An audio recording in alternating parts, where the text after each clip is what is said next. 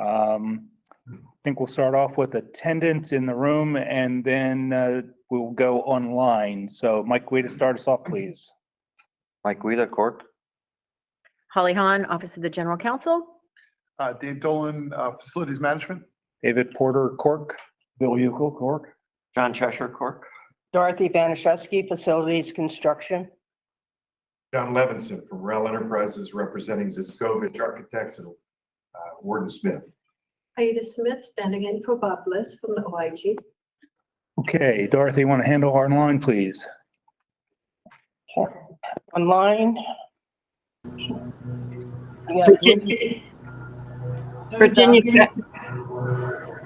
Virginia Ferris, CORC. Okay. Lou. Unmute, Lou.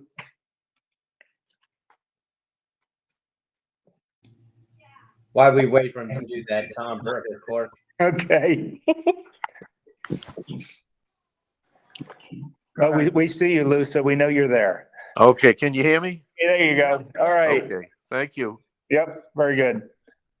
Okay, it's got our attendance done.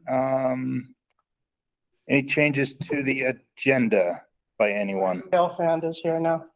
Okay, and I thought he was on your list as not attending too. He was. This is the not attending. Okay, well, good. People can't stay away. Let's get confirmation. Is Mr. Gelfand? Yes, Michael.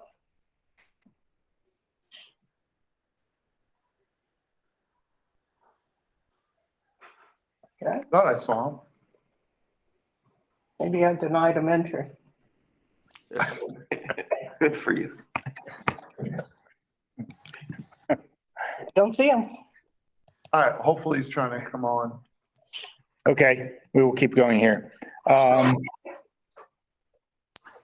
down to Chairman's report. I don't have much except I wanted to give everyone an update on the sales tax proceeds. And I'm going to have Leanne come on to do that. As Leanne will tell you, the money has been coming into the state way faster than anybody thought. So with that, Leanne, I'll let you take over. Okay, good morning, everyone.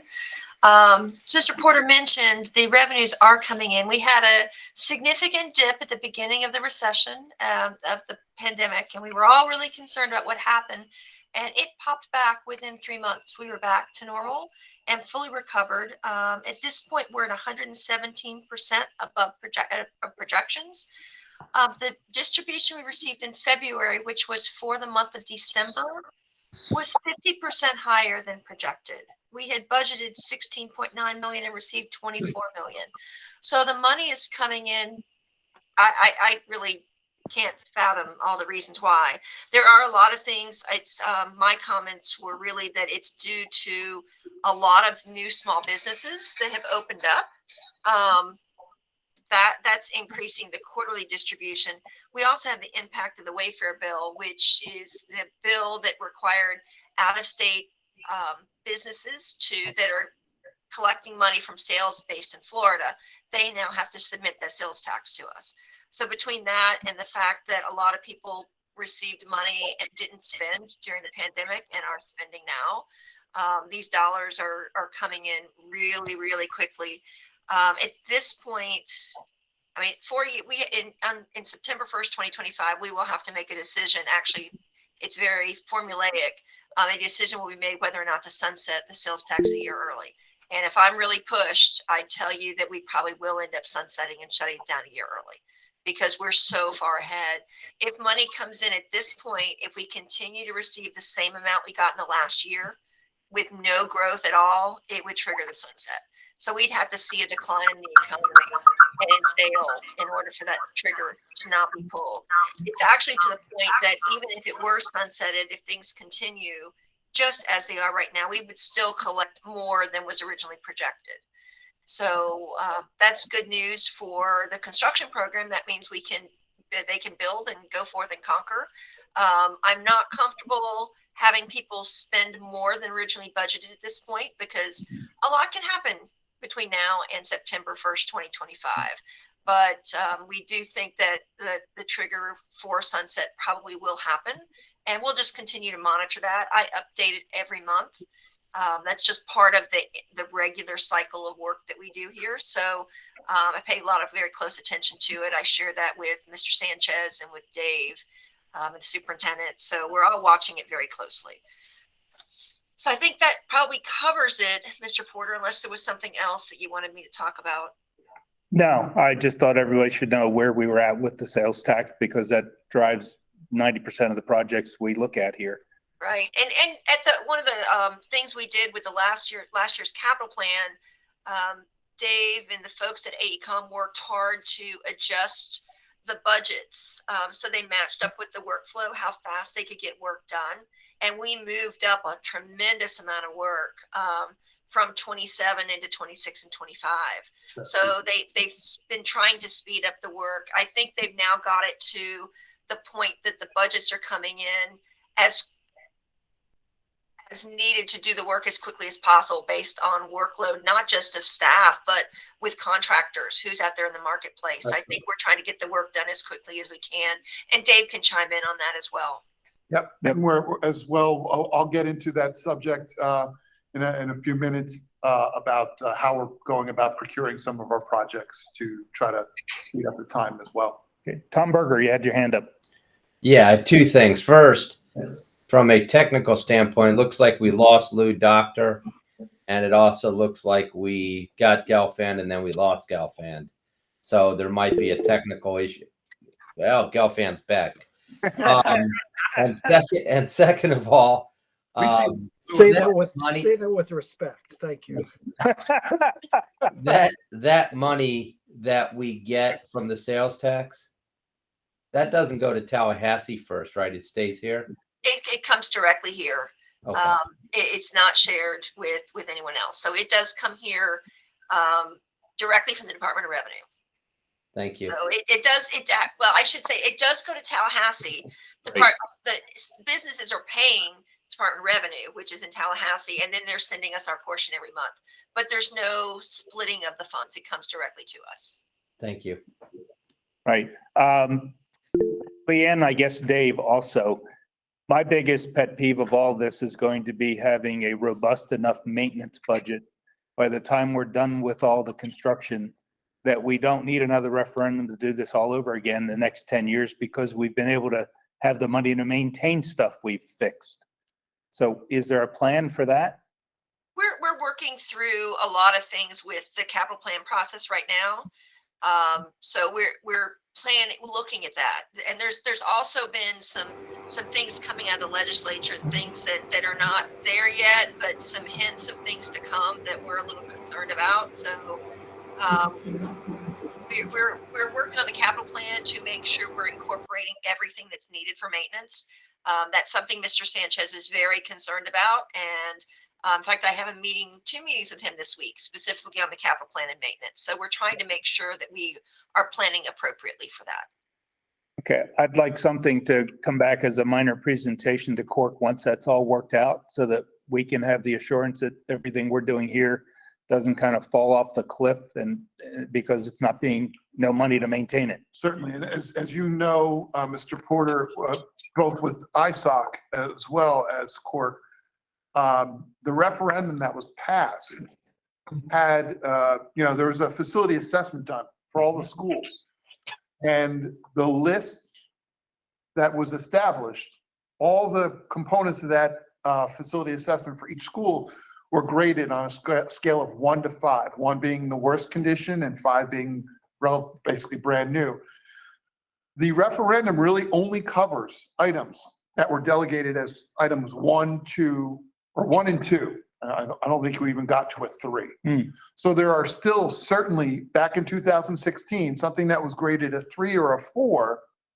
The presumption is it may have degraded between then and now and may continue to degrade a little in the coming years as well. So there will certainly always be a need, but as you said, one of the major items we want to make sure is that we do maintain the systems, that everything we're putting in, we're not just letting it go.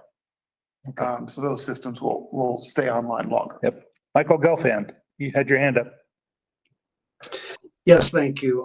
Wonderful report, Lynn. You and your department do a great job. Question that I have is understandably, sunsetting is great for the public in many ways, but long-term, should we not be utilizing those funds and paying down our loans, the borrowing, if that's permitted? I don't know if it is. I don't think it is. You can do it under certain circumstances. If there is extra sales tax at the end of the program, it can be used to make debt service payments for projects that were on the referendum list. We actually did that with the last sales tax, and we could do that again here. But one of the things we're looking at is that capital plan is so important to come up with what the ongoing needs are. We do see an increase in property tax values. I mean, that's all over the newspaper, so it's not a surprise. And that lags behind the actual receipts. So we had a little bit of an increase this year. I expect a larger increase next year. At the same time, costs are rising significantly higher at a higher rate than what property values are going up, which boggles my mind, but that's what we're seeing. We're looking very carefully right now at the sales tax. If it shuts down early, what are our future needs? Is there a need to do another sales tax for other purposes? And I don't have the answers to that. That's something we're just starting to work on. And again, the decision's not made until September of 2025. So it's 3.5 years away. We've got some time, certainly, but that's something that we're focused on right now. We need to look at it long term. Some of you may have seen in the newspaper that the Transportation Authority is looking at doing a penny tax for 30 years. And that's a bit concerning. You know, if they were to do a full penny tax for 30 years, it'd be very hard to get voters to agree to do a half penny for us in that window of time. So we're taking all that into account and looking at options, and we'll certainly keep you in the loop as decisions are made. But we're just starting that process to reevaluate. The other thing I'll tell the committee is that the sales tax, unless we're renewing, if we renew the sales tax exactly as it is, which is a partnership between the county and the cities, and everything stays exactly the same, then that can go to the voters to renew. But if we make any changes whatsoever, there is a requirement to have the APAGA hire a CPA firm to do a performance audit to verify need. That's a new requirement added on by the legislature. So the concept of doing a facility condition assessment, that's something that we would have to keep in mind. It has to be done 180 days in advance of the referendum. The legislature also requires now that those have to go to a general election in November, which is what we normally do. So I don't see that as anything different. But the timing, we have to plan well in advance for if we're going to do a referendum. We need to determine ourselves what we need. Then we'll have to have an outside party document and verify that. So there's a lot of work leading up to that. So as we move forward, we'll certainly keep you on the loop. Thank you. Appreciate it.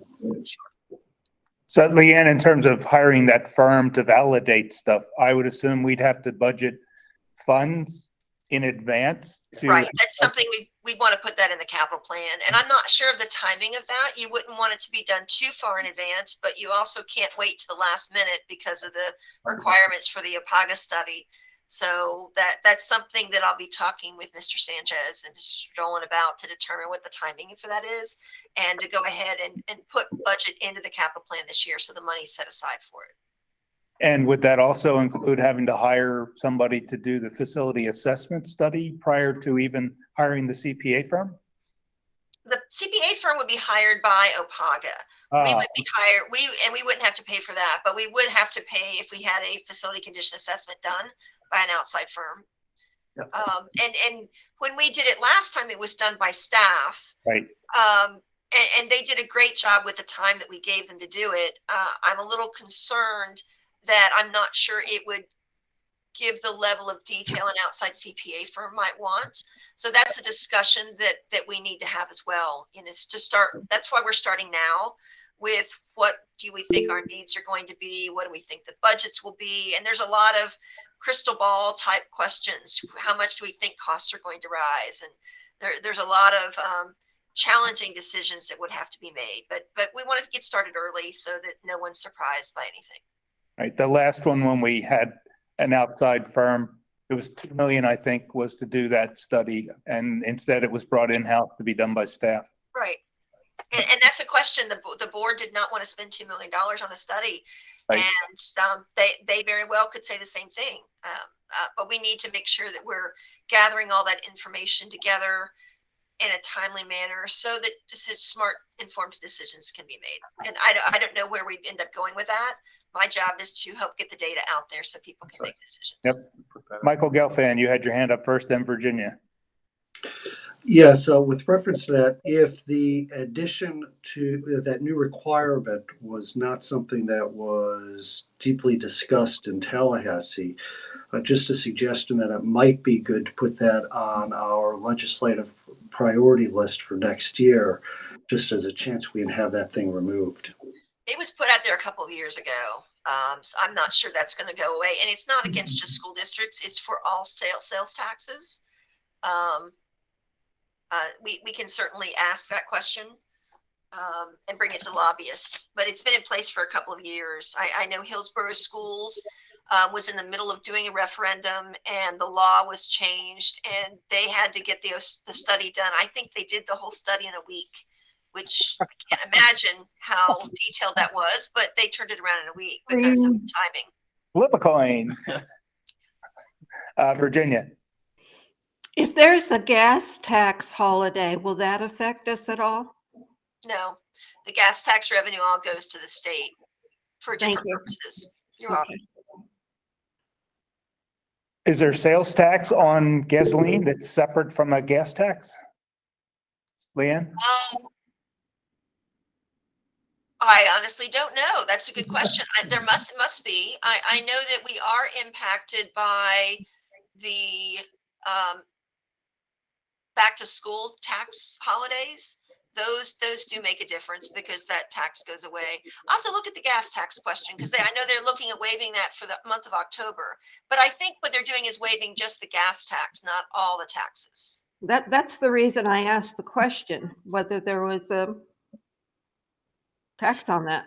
Yeah, there is a separate gas tax, and the way I read the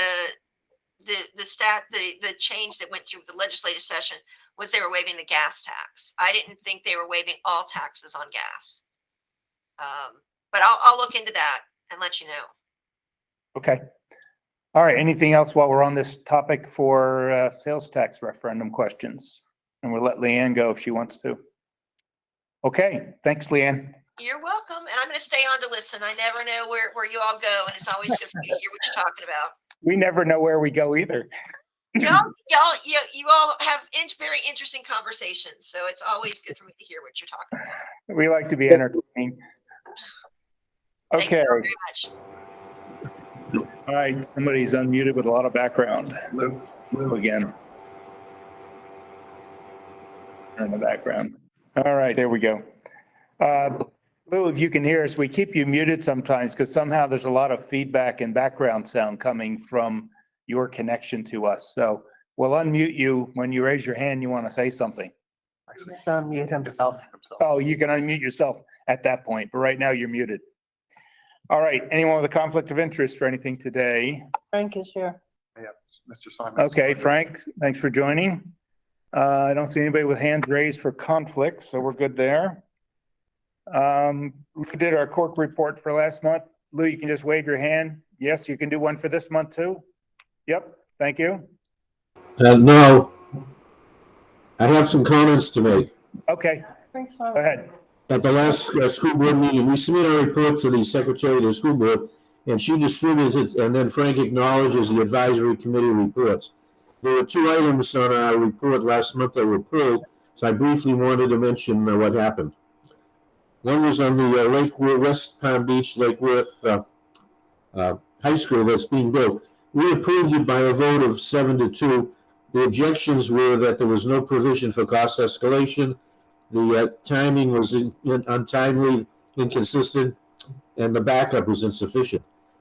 So that was discussed. And in an item that you're going to receive today, there is an escalation clause that's been written and insert it in a contract that's coming before us. So it appears that the board was responsive to our comments and taken some action to handle the escalation in future comments.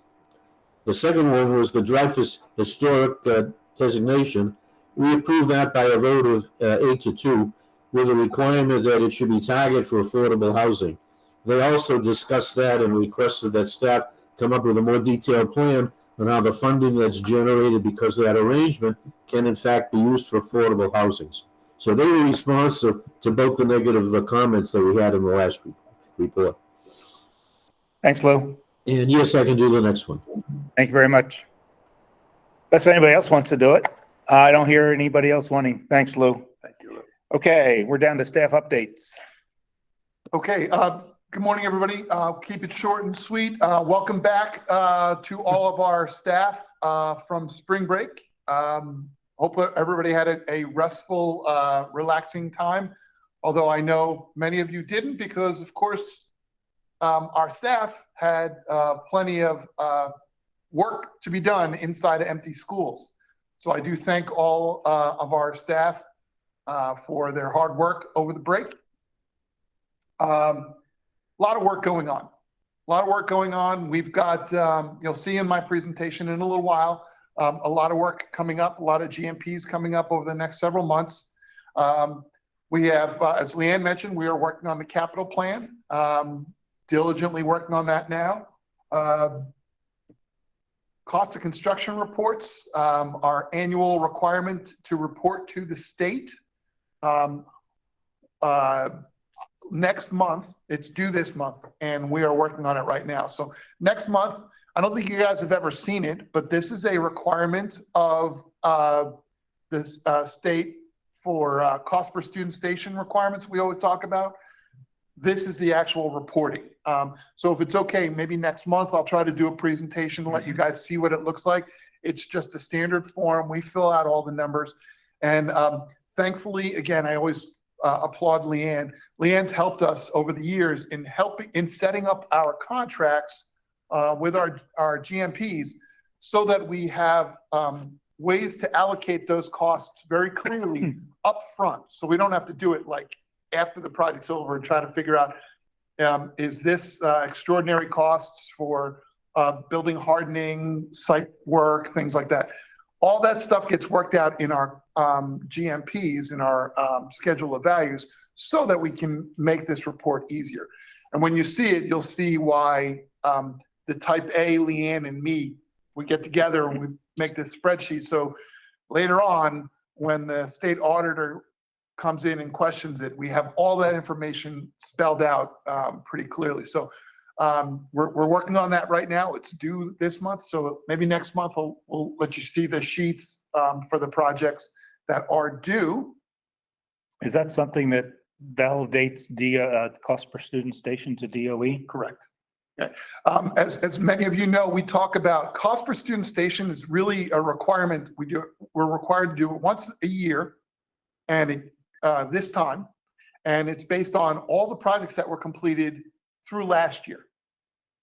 So we're putting that information out there to tell them we met cost per student station based on the day we opened the school.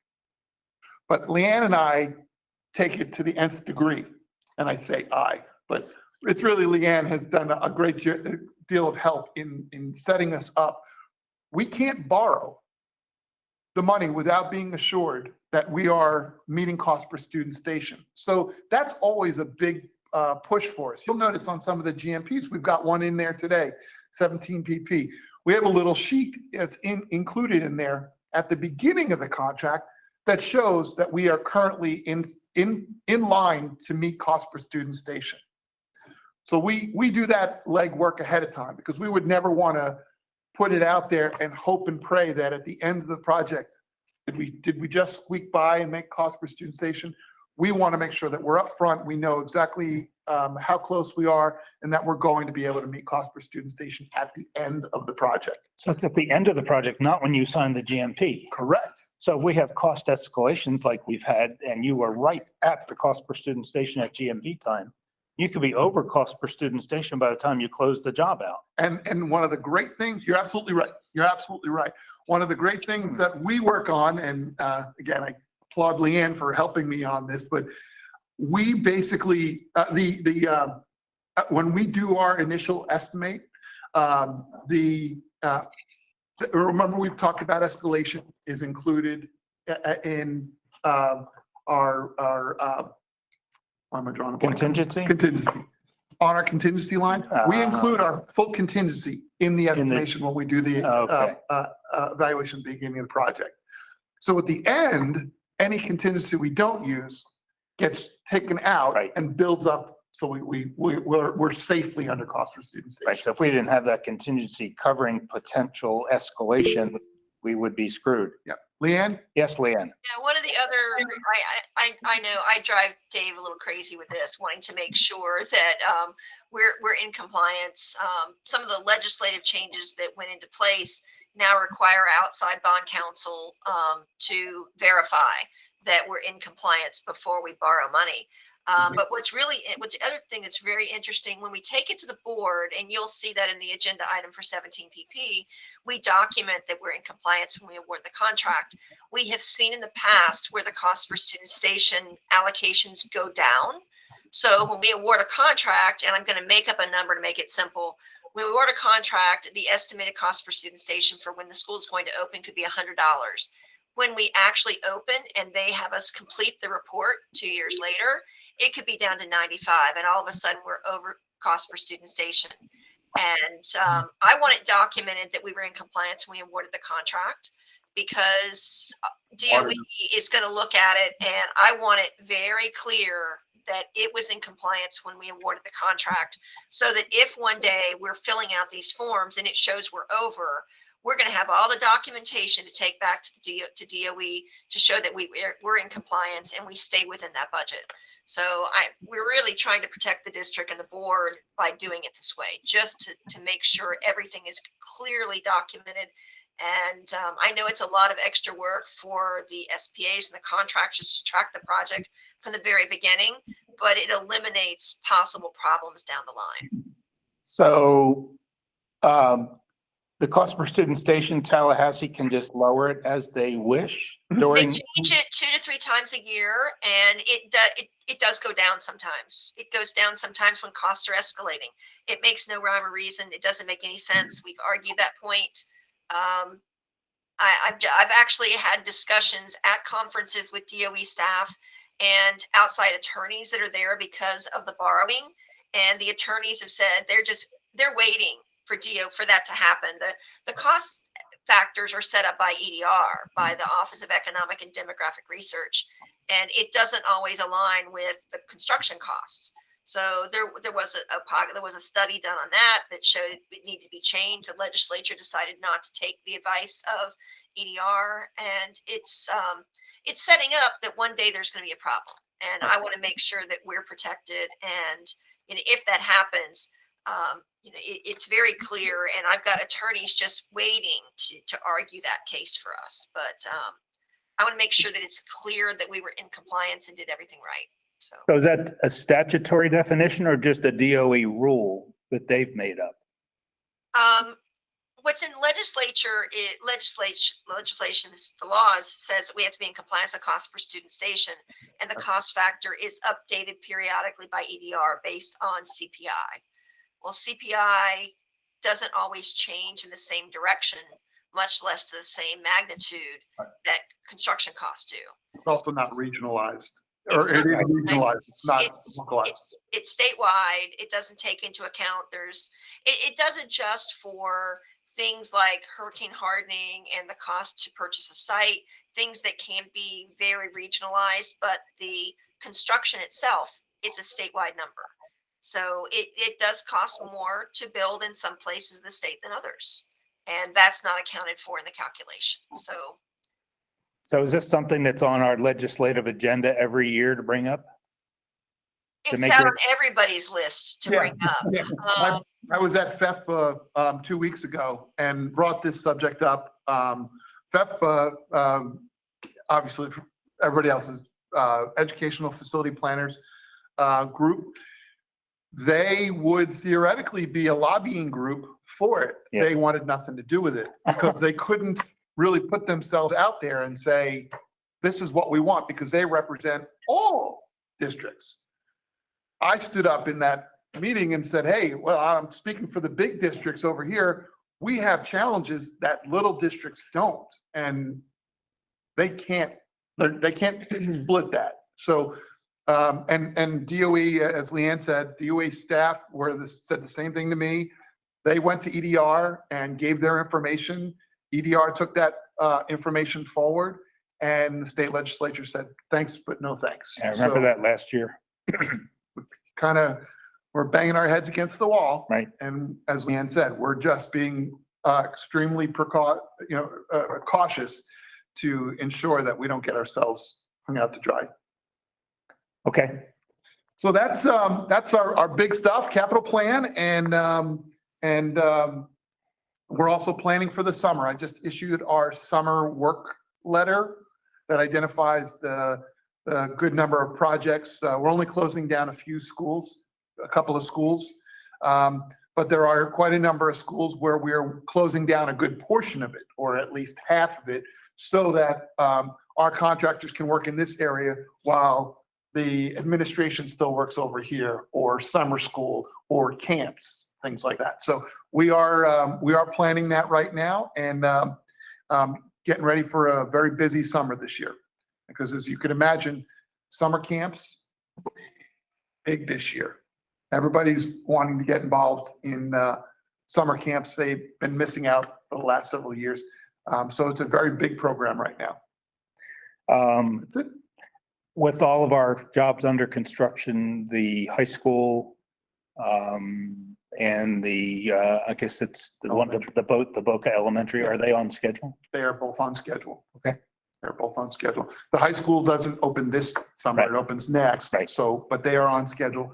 And yes, I talked to Angel and Matt from Moss. They are on schedule to open 05C this summer. And have they forewarned Oh, you? sorry, Blue Lake. My goodness, I'm Blue so Lake, stuck on that. right. Have they forewarned you about any potential upcoming escalations that they know about? Cost escalations? They've notified us of all ones they are aware of now, Oh, yeah. okay, And nothing that they haven't been able to mitigate for. Good. Just ones you've seen. yeah, that's fine, good. Okay, any other questions for staff updates We by can do anyone? follow-up, by the way, on Mr. Right. Doctor mentioned, we can do the follow-up on that. Okay. Contract change for escalation. Well, yeah, I pulled one item to talk about that. Okay, we'll do it then. Okay, anything else for update questions? All right, Michael, we now see you're connected to us. That's good. Any public comments? Mr. Public? No. Oh, we have more public, okay. Consent agenda. All right, let's get on the agenda. FC1. FC2, I pulled that one to go over the new escalation clause. FC3. FC4. FC5. Yes. John pulled it, I pulled it, and Michael pulled it. Please note that I have to drop off at 10, so I may not be around for the items that I've pulled, but thank you for recognizing it. We can do that out of order. Well, we'll do that out of order, then we'll go to FC5 first. PC1. PC2. John, I pulled it, Michael pulled it. PC3. Mike Guida. Michael Gelfand. And Michael Gelfand, okay. PC4, I pulled that one, and Michael pulled it.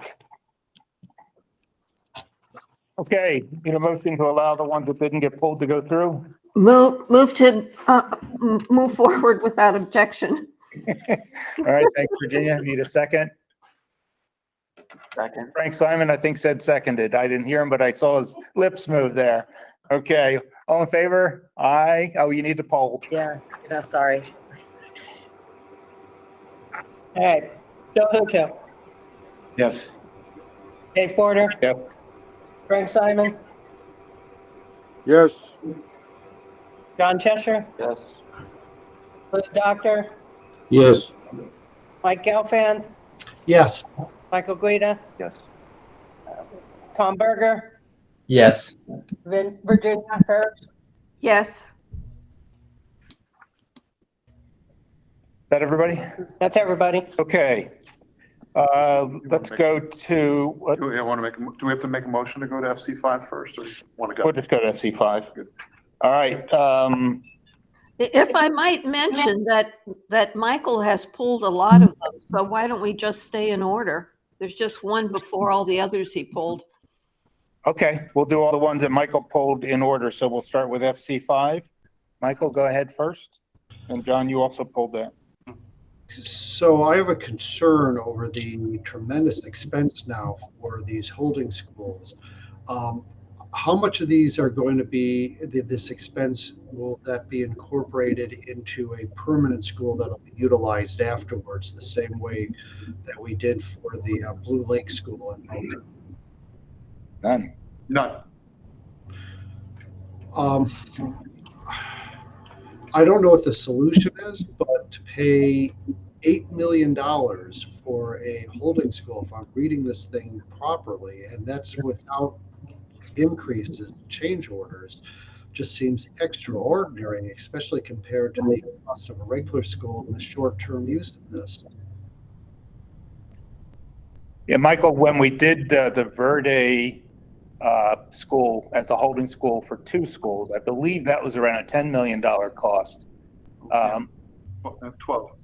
12 million. So basically that became 6 million per school to serve as a holding school. And then that was all just 100% expense. There might have been some reuse because I think they took some of the outside canopies and they were able to relocate those instead of just throwing them away. But all the sidewalks, all the underground utilities, bringing in the foundations and everything that they needed to do for the rented portables. Yeah, all of that, even back then, was 100% expense. And how much is the average construction cost now for an elementary school? I don't know if there is an average, but if you take the one we're building in Boca, Blue Lake, I think that's what, 34 million? Project budget, Yeah. This just seems to be an extraordinary percentage for a very short-term cost, or for very short-term use. It certainly is, and we appreciate that. We've heard that from you CORC members as well. Last month, it was certainly a discussion point with the board as well. And what we've tried to express is that we've gone through a number of iterations, alternates, ideas. We've thrown up even some crazy ideas of how to try to work around this without spending the money. As many of you know, Grove Park, for example. First of all, when we did Washington, we were able to move the kids into Lincoln because it was a small enough school and there was enough vacancy inside of Lincoln that we were able to do that, and that kept the costs down considerably. We are doing the same thing at Grove Park. Grove Park is using that vacancy at Lincoln. So when that is feasible, we've taken that opportunity. Unfortunately, there are no empty schools. There are no new schools on track. I think we talked to you guys last month and told you, or reminded you that, 05C, our original plan for the Verde holding school was we were going to build 05C, what's now known as Blue Lake. We were going to build that first and use that for 2 years as a holding school for both of those schools.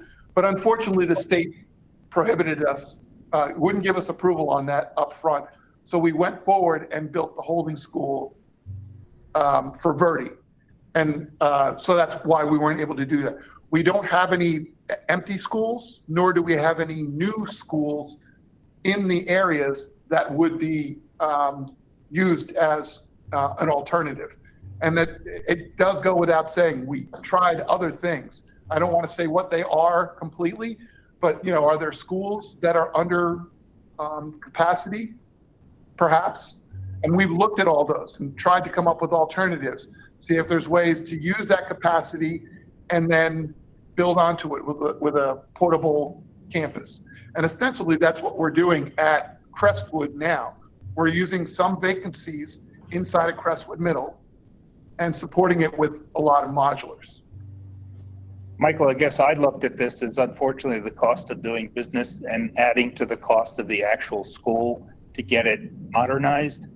Because I know staff has looked at every different possibility and there were no other options. So rock in a hard place. And this is used for 2 schools, for 2 modernizations. Right, so you take this cost and you cut it in half like we did for the Verde Holding School. That cost got distributed to 2 new schools. That's my opinion, that's all. John, you had pulled this? Yeah, in the description there, first paragraph, last sentence, budgets for the holding school were also included in the capital plan. And then the first sentence in the third paragraph, due to cost escalation and market forces, the cost of the holding school will be higher than projected in the capital plan. So I asked for a copy of the estimate that was included in the capital plan and was told original plans for the 2 school modernizations did not anticipate off-site holding schools. Original one. And a detailed estimate was not prepared. So, I mean, was there one or not? And then regarding the reason there, this budget increased 62%. So I asked if there was other reasons and was told the budget did not adequately estimate the anticipated costs. So there either wasn't a capital plan, there was a budget, there wasn't. And I think the description here needs to be fixed. I mean, you're blaming this whole increase on cost escalation. You need to tell them what happened. The board, I mean. Well, and we have over the years, the original budget, when this referendum was passed and these schools were on the referendum, there was not an estimation for a holding school. Okay. It was missed. But subsequent capital plans, when we realized it, first we put a dollar value in, and subsequent plans have led us to realize, oh, that was underestimated. I think at one point we had initially estimated around $3.5 million for a holding school. Yeah, that's what I was asking for. And it was 2 or 3 years ago. And subsequent to that, after going through Verde, we found out, oh my gosh, it's more like 6 million. The problem was we put Malaluca and Winbrook down as whatever, 3.5 million. So we've had to up those budgets. And again, I don't want to speak out of turn with Leanne, but we do have limits to what we can spend on our holding schools. We can't spend, we can borrow for building a new school, but we cannot borrow to build a holding school. So we have to use our capital budgets for that. So we are limited to that. So that's why we're challenged on that. Leanne, am I incorrect in that statement? No, I'll when we're doing a holding school, I don't think it's appropriate to borrow and be paying it off over 15 to 20 to 25 years when it's going to be gone in 2. Yeah. So I won't let them borrow for that. We borrow for the construction of the school itself. The holding school is coming out of local property tax dollars. So it's competing with roofs and painting and windows and doors and BEMP and air conditioning and all the other things that happen outside the referendum and outside borrowing. Yep. I can't see that it's financially appropriate to borrow for the holding school that's only going to be there for 2 years. So we fit it into the budget. The only saving grace here is that increase for the holding school. It's coming out of capital contingency. There's also an item that we just took to the board for Grove Park, and there was a budget for Grove Park's holding school, and most of that money is not going to be needed. So that was about 6 million that came out of Grove Park that is now available to cover the increased cost from Melaleuca. Michael? Yeah, I was going to say the somewhat same thing, so I'll support Leanne in her comment. These are short-term uses for which we should not be borrowing. Okay. And if I may follow up, because I assume there's the next part of this is, what else don't we know, right? Pine Grove and West Riviera modernizations are the next two up. And so we've learned from our challenges in the past. We've also gotten closer to Pine Grove and West Riv. We've now awarded them. We now had a better shot at planning out what kind of holding school would we need for both of those schools. And where we stand in those, West Riv is likely to be also at Lincoln, so the cost is low. Again, based on proximity, it's really easy. The problem with Pine Grove is Pine Grove doesn't have any vacancy around, but it is a small enough school where one of the buildings at Pine Grove, one or two, we have to renovate. So we're going to end up doing that in the old-fashioned way of it took longer because we leave them in a one main building and we supplement it with a handful of modulars. They're going to stay in there while we knock down the rest of it and build the whole new campus and then renovate this, move them into the new building and then renovate it. So it'll be a two-stage at Pine Grove. That'll limit our holding school at Pine Grove. Right now, instead of being a $6 or $8 million holding school, it might only be a $3.5, $4 million holding school. And again, I'm speculating on the numbers because we're just getting into it now. So there will be adjustments made. When the first designs for Grove Park came out during the selection committee, that same concept was out there to put a temporary holding school of modulars on the playground areas, keep the school operational, tear the school down, put a new school back up in the same location, and then remove the modulars. So that's changed at this point because now they can go and use Lincoln. John? Yeah, just once again, on this particular item, I think the description needs to better explain to the board the reason for this. It's just not cost escalation. And just for clarification for the court members, the reason this item is on here was last month's agenda item needed to be better explained. We took the Melaleuca Holding School last month, the Crestwood Holding School for Melaleuca. We took that last month and we didn't give a clear enough explanation of where the funding was going. So what we're trying to do is be as upfront and open about all the costs. That's why we're bringing this agenda item as in a full $11 million. It's really a holding school for two schools. So, I mean, I understand what you're saying. We're trying to better clarify it so that there's as much open disclosure of the information as we can. Right. But I think what John is still saying is that the third paragraph down there, due to cost escalation and market forces, is still not the correct Well, it reason, is because the budgets were originally established without a holding school. Then the capital plans had a holding school. And it was But it for wasn't less enough. than, it Wasn't wasn't enough. Right. And now we're saying, due to cost escalation and market forces, the cost for the holding school has even increased beyond what we had in the capital plan. I think you can just take out due to cost escalation and market forces and just say the cost of the holding school is now costing more than we had in the capital plan. We're trying to give a timeline to all right. to at least let them know that. So the original budget was 7 million or 6.97 million. When was that established? Probably 2 years ago. So it's gone up 62% in 2 years. Well, I think what had probably gone up in my guess is experience. Yeah. Because we had the experience of building We Verde. did.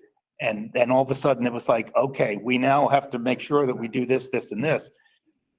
All of these budgets were established from a desktop when we went back and did the original FCA. And I'm amazed that we're even close to a lot of these budgets. Well, but not this one. You just said it was 2 years ago. That was when it was updated, right? Right. So I'm not going to vote for it unless it gets explained better. that the original estimate underestimated the cost. I don't know how you want to phrase it, but it's just not cost escalation. Well, in my and opinion. please understand that this is not an agenda item that is, well, I guess it's going on the board, Yeah. but it's not actually approving monies. It's more of an explanation of monies. The approval of monies was done last month with Malaluka Holding School. Will be next month when Malaluka's GMP comes forward and whatnot. This was more an explanation for the holding school for last month's item.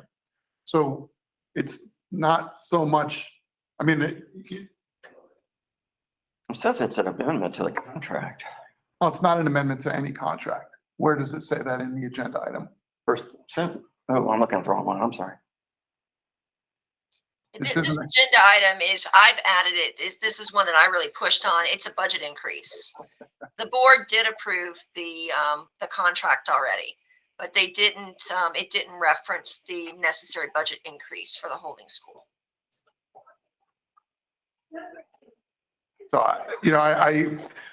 I understand what you're looking for. I mean, I can make changes, but it won't. Yeah, let me be more specific. Are there specific changes you want me to include in this that I can correct this one? Sure. Specifically, Due to cost escalation and market forces, and I don't know how you want to phrase it, better experience with what holding schools cost, or you're increasing the, some of the costs that have gone up because of escalation. well, that's why I asked for the detailed estimate. I mean, you're showing 5 million for site prep. Was that included in the original estimate? Maybe not. It just wasn't 5 million. It was probably 3.5, or I don't know what the number was. I don't know either. It was some number less than that. Yeah, so you come up with the words. I don't know what you need to say, but it needs a better explanation here. I'm still not, Well, due to cost escalation, market forces, and underestimation of the previous budget, the cost of the holding school will be higher than projected in the capital plan. That's good. You're just adding a couple more words into that explanation sentence. okay. We're not throwing anybody under the bus. No. Stuff changes. Experience teaches. Okay. That I can amend. Thank you. Okay, anything else on this item? If not, need a motion to go forward with FC5? Move to go forward. Okay, If I cover just a comment. Lou, if you'd be willing to say to the board that there was a concern over the cost, I'm willing to vote for this, recognizing what appears to be a policy by the district to have holding schools.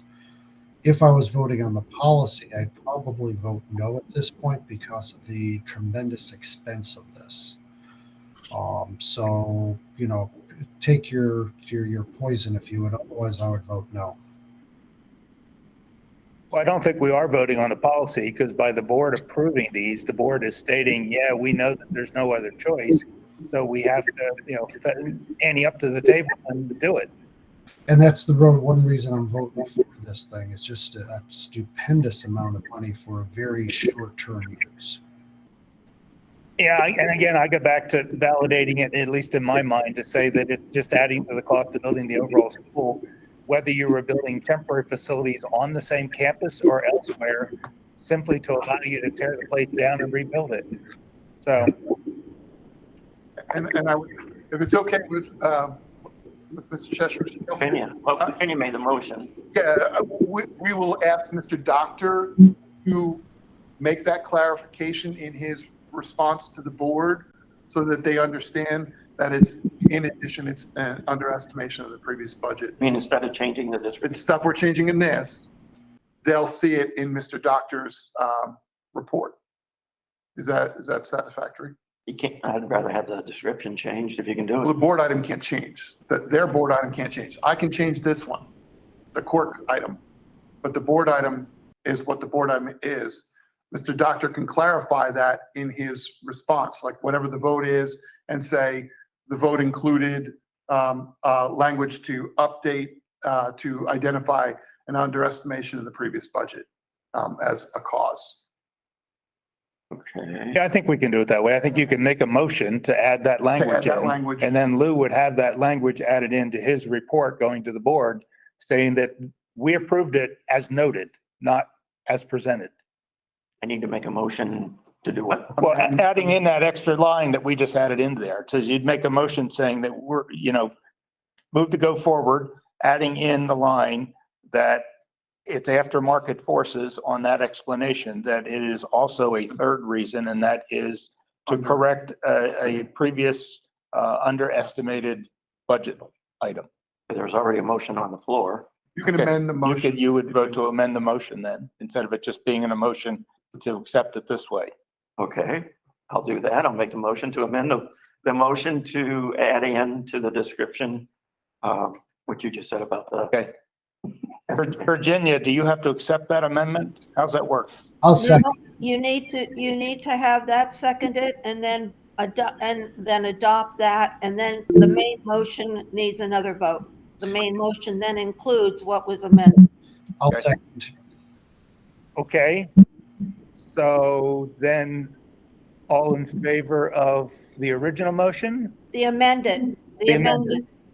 Okay, all right, so we've got a first, we've got a second, so now Dorothy will poll for acceptance or rejection by the CORC members of the amended motion. Dorothy? No, not of the amended motion. We're just amending it right now. It hasn't been amended yet So we're voting on the amendment. on the amendment. Okay, Okay, Bill Hugo, yes. Dave Porter, Yes. Frank Simon, Yes. John Chester, Yes. Lou Doctor, Yes. Michael Gelfand, Yes. Michael Guida, Yes. Tom Berger, Yes. Virginia Ferris. Yes. Okay.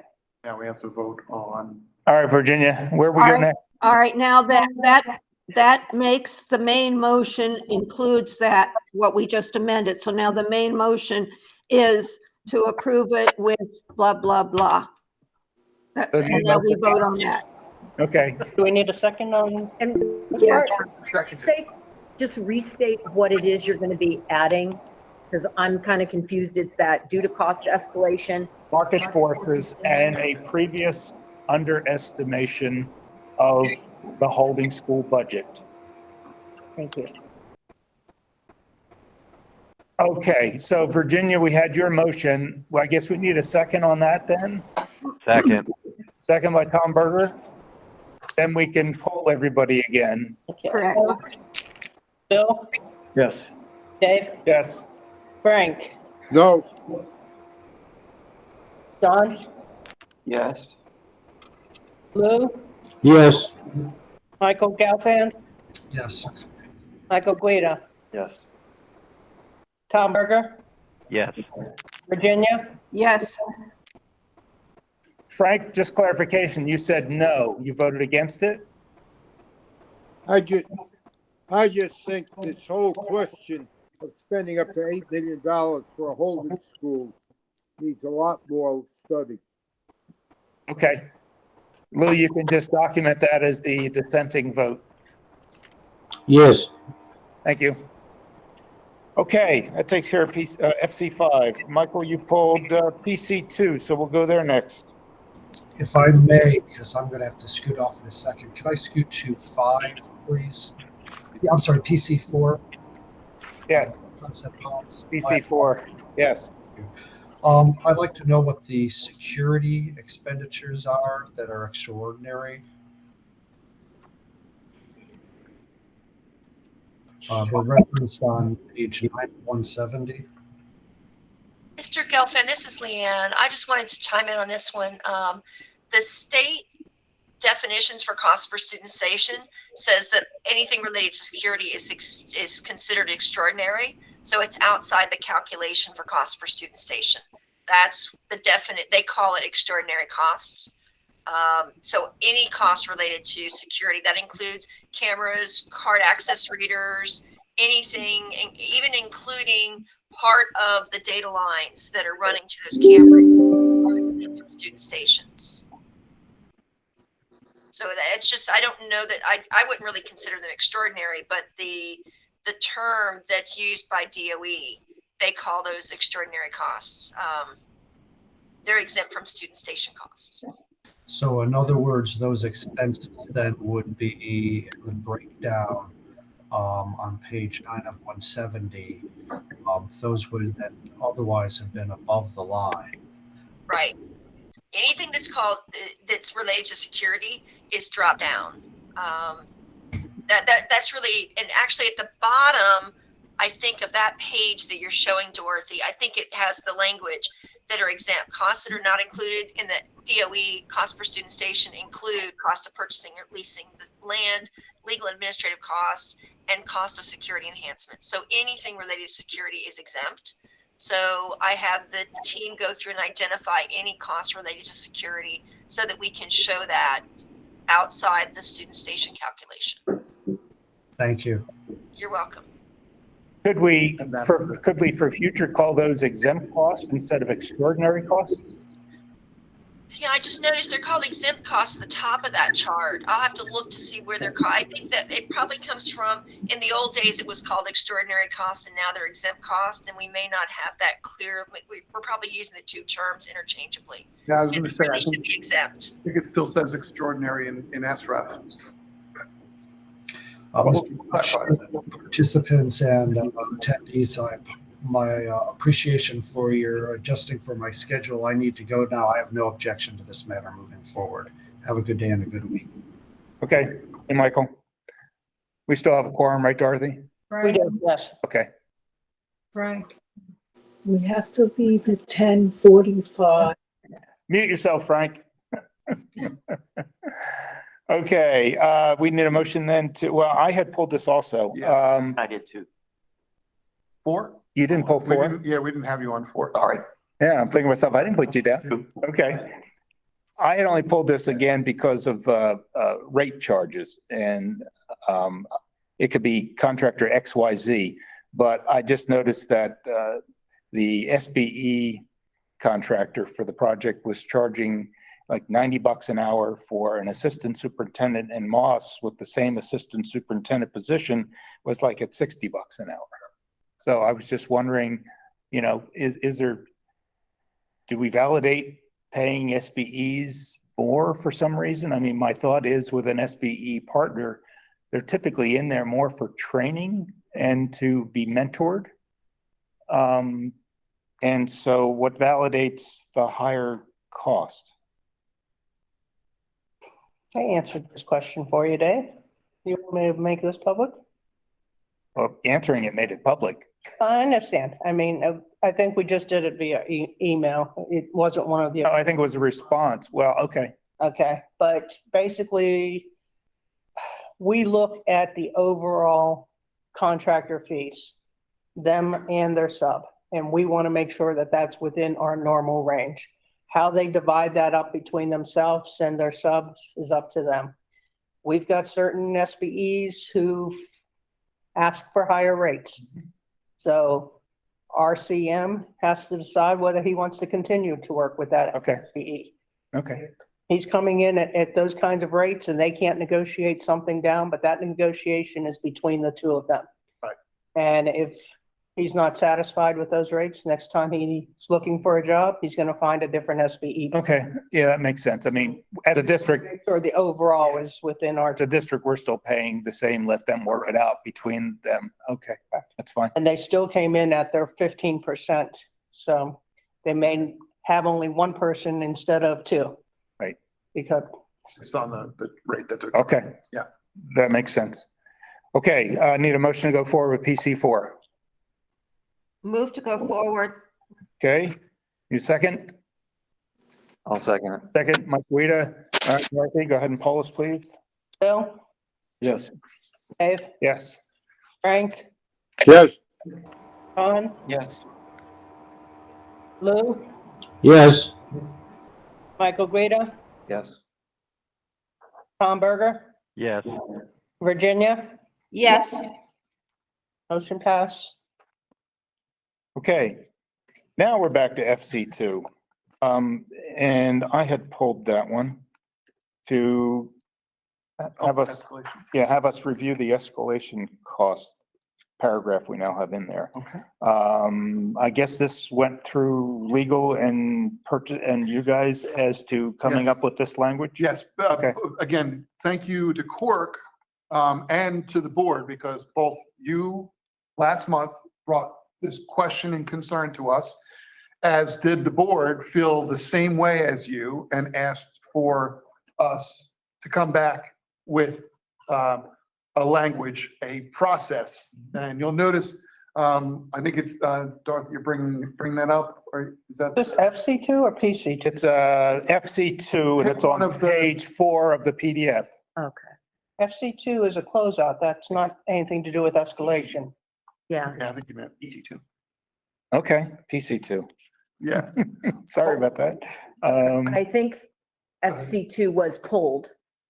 FC2 was pulled. Voted. Okay, we'll have to. We'll vote on that one. But I want to make Yeah. sure, I want to, if it's okay, I can clarify what we're, is it?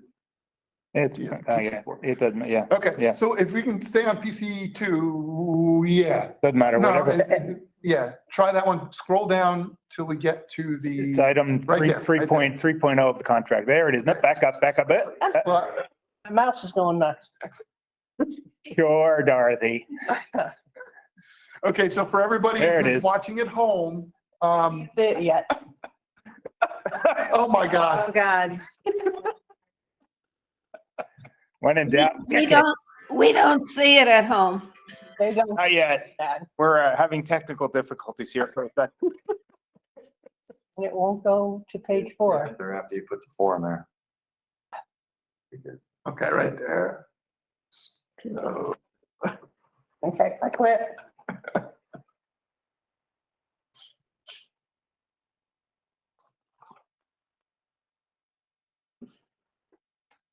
instead of using the mouse, use an arrow key. There you go. They generally don't stay. Control has been achieved again. There we go, right there. Okay, so that Bingo. paragraph right there talks about the, I guess, the efforts that contractors must go through now to qualify for escalation. It identifies when they need to notify us, and then what measures they need to exhaust, including alternate materials and methods. Oops, I can't see with the clock in the way. Alternate procurement, timing, etc. Okay, there we go. So basically, this is, and I don't want to make it seem like I just did this myself. This was an effort with our team, including purchasing, construction purchasing, and as well legal and the purchasing department on trying to put this stuff together and get it together quickly. We actually had a short month this month, so this was hot #1 item. As soon as the board meeting was over, we jumped on this and put together what we think is a reasonable language. I think there's a limit. Oh, yeah, Scroll down there. I think it hits all the Can you- target points that I felt we needed to hit. And I was shocked, actually, that with knowing the district's process of taking months and months and months to get something incorporated into a contract, that all of a sudden it showed up. It's like, what? Well, Really? again, I don't want to say that you guys rule, but you guys do play an important role in how we go about doing our job. So when both you and the board reiterated your sentiments last month, it became apparent. We have contracts that are going right now. Yeah. And we didn't want to take this month's contracts to the board without an escalation clause and have them then revisit the same thing. Didn't we tell you last month to get this thing? So again, thanks, Holly. Yeah. I know This is great. Holly really helped John. drive this. Yeah, I think this is very good. This, like you say, this covers all the points. I'd like to also point out that there's a sentence in here that reads, documentation shall include, but it's not limited to, items such as invoices, bills of sale, payroll reports, pricing sheet, work orders, etc. to substantiate such request. I'd just like to point out that if this had been in the Purtle contract, that one would not have been approved, that amendment. Right, and, Yes. but now this puts the feet to the fire Perfect. of Now, the CMs now they're in the on. contract. And it's like, guys, don't submit for this because you can't validate it. Yeah, They know what- Got the timing in there, and it's really good. Yep, very well done. And in such a tight paragraph, Yeah, it's not 5,000 page contract. This is why they don't let me write this stuff. I write a lot better. Okay, that's the only reason I had pulled, John had pulled it on PC2. And you pulled it for that reason too, John, or you had something else? something else. We do have to go back to FC2 if I can. And, There's a question on this. oh, I'm sorry. Lou, you got a question on PC2? Yes. Go ahead. It relates to cost escalation. If you look at the Moss contract, he lists the subs that are bidding on the job and what the price each sub bid, and the range of prices from the subs is extraordinary. Saw that. It even wipes out the cost escalation issue. He can pick a low bid because they may have bought material in advance and had it in a warehouse where someone else may be buying more material, hitting us with the cost escalation. So the price range is huge, and that certainly has a bearing on this whole discussion. Yes and no. I've done bids before, and a lot of times the low bidder will miss something big and then they get the job, and then all of a sudden they realize they need to walk off the job or they're going to lose their business because they really blew it. I found some of the line items to be a big spread and some of the line items to be very, very tight. So it could be with cost escalation that a sub just says, hey, I'm not going to eat any of my escalation. So I'm going to put a big number in because I don't need the work. So, yeah, you're right. So it's the contractor's responsibility to pick and choose the money versus the quality. And that's their job on every contract. Right. Now, this clause hopefully will even help the CMs with their subs to know that, hey, don't worry about figuring out what the crystal ball might show 3 months from now for the cost of wood. Give me the cost you need, and if we need to, we'll validate an escalation. Okay, anything else on PC on PC2. P2? Yes, I had a comment. This is let's see, holding school project. I asked about what the project budget. Let's see. Okay, the project budget for the holding school is 6.9 million, and this GEMP is only for 245,000. You're going to make me go back to FC5, aren't you? I'm on PC2, I think. But that's what FC5. Remember what Leanne said, the budget was originally 6.9 million because we were going to do a holding school Yeah. offsite. Yeah, my comment is the description doesn't say why it went down. It doesn't say that you guys why you saved a bunch of money, that you decided not to do a holding school and that you're going to Lincoln Elementary School, right? Right. I think you got to say that. I thought Why what's the difference here? didn't we say that we're going to, the scope of work, holding school at Lincoln, Yeah, but it doesn't say. rather than Rather than. pay 6.9 million. Yes, it's a good thing. Somebody put their thinking hat on and they were saving a bunch of money. Yeah, because I actually sent in a comment saying I thought it was a backwards relationship of numbers, that it was only going down by 736,000, but instead it is going down by 6 By million. 6 million. And it's just like, wait a minute, how does the budget drop that much? And if we have to ask the question, the board's going to want to know, I would think.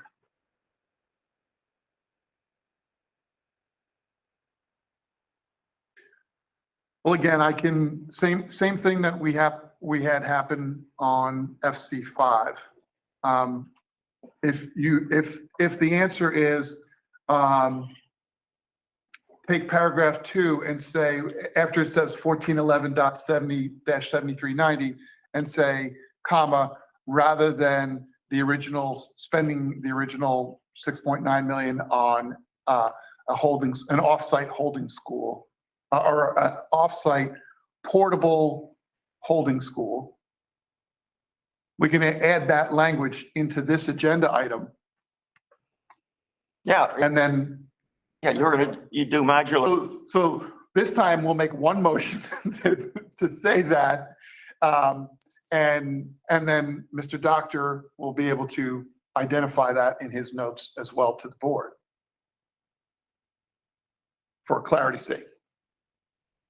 Yeah, I think we can just add a simple sentence to this rather than modifying something, saying that the reason for the decrease is that this school will no longer need a holding school because of alternative methods. Okay.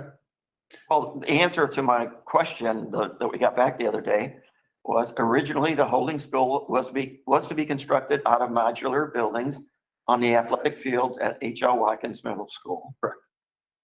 The district decided to relocate the holding school to Lincoln Elementary School where there's room. Yeah, just use that language right there. I make a motion that PC2 go forward to the board without objection, Including that. including the language that I just mentioned. I can say it again if you need to. Okay, do we have a second on that? I'll second it. Bill seconds that motion. All right, Dorothy. So the motion's going to be that we are approving it as noted with the language that John mentioned, so that Lou can add that to the report, and the board will then know that that's really the main reason for this large decrease. Bill, Yes. David, Yes. Frank, Yes. John, Yes. Lou, Yes. Mike Queta, Yes. Tom Berger, Yes. Virginia. Yes. Okay. Find that language right in the answers that we got back on Monday or whenever it was. I think Frank's speaking. Frank, yeah. I think he's speaking Talking to us. he's speaking to somebody next to him. Okay. Yeah, that's why he was muted. That was a wise Mr. thing to be Berger, muted. Does Mr. Berger have to leave? Are you staying on? Tom Berger. I'm doing both at the same time. Cool, multitasker, cool.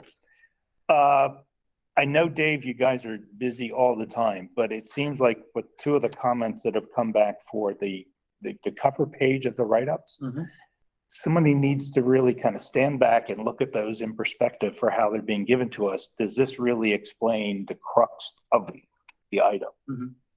Well, and not that I want to defend, but I will say that we try to be concise, and not that giving all the information is important, but sometimes giving too much information becomes burdensome, cumbersome, and challenging. So we're always trying to fine tune the language so that we don't go too far, because you all know I talk way too much as it is. So if you really wanted, I could put all of the stuff that I say in it, and it becomes more laborious. But we do that. We do a more controlled review. Okay. And we are in fact changing the way we review our board items right now with Leanne and her team involved, because we've had some questions over recent months on some of the dollar values. Clarifying it makes sense because we have, Leanne and I have a back and forth on what we present to ISOC as well as what we present to court. We're gonna make sure it's the same. So we're changing our process a little bit on our review of our agenda items. So we will certainly continue to take a more thorough look at it. Yeah, I guess for simplicity's sake, just when staff or you write these up, just saying, what would CORC be asking?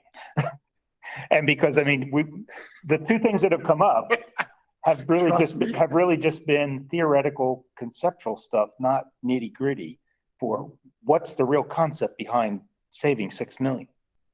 And that really wasn't. Right, That but really that's wasn't not in what here. this agenda item is about. This agenda item is about a holding school. Now, 245, this is PC2, right? It's the $245,000 for a holding school for improvements at Lincoln to accommodate that holding school. Not getting into the details about how we got there and how we changed the budget here, and then we changed the budget here, and we changed, but that's not always It's not, part of but the it says the story. project budget for the holding school goes down by $6,285,000. Mhm. So to me, my biggest first question is going to be, how in the world do we save $6 million? Well, the reason is you're not going to build the holding school anymore. Anyway, Yep. okay. Let's go back to FC2. I pulled that apparently by mistake, so I need an okay and a move forward on that. Move forward without objection. Okay, need a second? Second. Second by John. Go ahead, Dorothy. Bill, Yes. David, Yes. Frank, Yes. John, Yes. Lou, Yes. Mike Guida, Yes. Tom, Yes, and my meeting has ended, so I'm fully attention to you now. Virginia. Yes. A motion passed 8-0. Okay. I think we're at PC3. I think that's the only one we still had left that got pulled. And that was pulled by Mike Guida and Michael Gelfand. So Mike Guida, go ahead, PC3. I was looking at the contract and it was, there's some qualifications and clarifications that were included by the contractor. And my general question is, does anyone look at these to see if the exclusions that they're putting in the contract are also exclusions from the other contracts? And are they comparing apples and apples in the contract? Well, You got a specific? I was gonna say, in general, yes, we do review the qualifications and clarifications, and yes, they will vary from project to project, especially on facility renewals, where, this is a high school facility renewal, which is dramatically bigger and different than some of the smaller elementary facility renewals. And even facility renewals as a whole have, on average, 16 different scope areas. So some might have more focus on roofs, and the exclusions clarifications are more focused on that. Whereas those notes wouldn't pertain to some other contract. All right, I have a more specific question then. Sure. If you look at, like they said, they excluded all fire sprinkler system. And we're doing renovations to classrooms and they're replacing ceiling tiles and so I'm thinking that there might be some kind of fire sprinkler work to be done. I just think that it's a setup maybe for future. Well, if they cause, and I'm purely speculating, right? If they cause damage to the fire sprinkler system while working on ceiling tile, that's their burden to fix. If there's a problem with the sprinklers not working for CO, like if we're doing sprinkler system, then and that would be a bad note. But if we're not doing any sprinkler relocation or adjustments, they should keep it all intact. It's their responsibility to keep it as is. So they're saying we're not doing any of that work, just so that in their effort to protect themselves of us saying, well, didn't you know when you were going to move the ceiling grid? Like if we were redoing the ceiling grid and instead of being 2x2s, they were now going to be 4s, 2x4s, and that forced them to change locations of sprinkler heads. They're telling us up front, no, that's not part of my contract. We're not doing sprinkler work. So if by chance we get into contract and realize that there's a problem. So do we get information on the contract documents or how do we? The drawings would basically tell them, and that's why they're putting this in there. They're looking at the drawings, not seeing any sprinkler work plan because there's not any changes in classroom size. It's renovation. Take out the tile, put in the tile. Right. So they're not saying, the engineer saying, move that head from there to there, there to there, add a head here. There is nothing in there. They're saying, we're not doing a sprinkler work. So if you come back to us later and sprinkler work is needed, How other did you than, not know, Mr. Contractor, how did you not know that you were going to have to move sprinklers because you were doing such and such? They're putting it out there to cover themselves and say, the plans don't call for it. We're not. I know, it just looks to me like they're set up. I don't think so. Same like plumbing. They're not doing a fiber optic camera study, but that's because they're just taking a urinal off the wall and putting a new urinal on the wall. they're not scoping out the pipes to know if they're good, bad, or indifferent under the slab. Yeah. But if all of a sudden they hook it up, they flush the urinal, nothing flows because it's old cast iron pipe that's broken apart, not their problem. Then they're gonna come back to us and say, we made it clear to you guys, we weren't going to do that in the beginning. Now, if it's added scope, a change, they're gonna expect to hear. Yeah, I look through all these and I usually look through all of these on every GMP to see if there's anything that's kind of like, okay, wait a minute. Didn't you look at the drawings? And that is one of the things, it's kind of a checks and balances. If they put it in there like that and the engineer architect, no, hey, we already showed you on page FP3 that this work needs to be done, then we go back to them and say, okay, you obviously missed something. And that goes back to my first question. Is anyone looking at, as a construction manager, comparing that Yeah. to the documents? Could the architect and engineers look at the GMP as well to look at the exclusions to make sure? Okay, who's hopefully been involved from schematic design on is kind of saying, well, we already talked about this, or, you know, we said you're going to have to take care of this because it's a CSIR. So that should be included. And if it's not on the drawings, then the architect missed it. So it is kind of a checks and balance for all three. Okay. Frank Simon. Frank? Are you saying that the ceiling tiles are being changed from 2x2 to 2x4 or the other way around? No, nothing's being changed. That was an example that Dave was mentioning, that if we were changing tile size and arrangement, that could trigger fire sprinkler changes that the CM was excluding, and therefore we'd end up with a change order in the future. No, nothing's changed. If it's not being done, then it doesn't matter. But if it was being done, then the sprinklers would be affected and the architect would have to deal with that. Right, and we're not doing that. So they're just qualifying, hey, you're not telling me you're changing any sprinklers. You're not showing me I'm adding or changing or moving any. So I'm just going to make it really emphatically known. My contract includes no sprinkler work. Okay. Is that it, Mike? That's it. Thank you. Okay. Is Mr. Gelfand? I moved it. No, He's gone. Michael was gone. So need a motion? Mike, wait, do you want to make that motion? Make a motion to approve. Okay. Need a second? Second, Bill seconded it. Go ahead, Dorothy. Bill, Yes. David, Yes. Frank, Yes, John, Yes.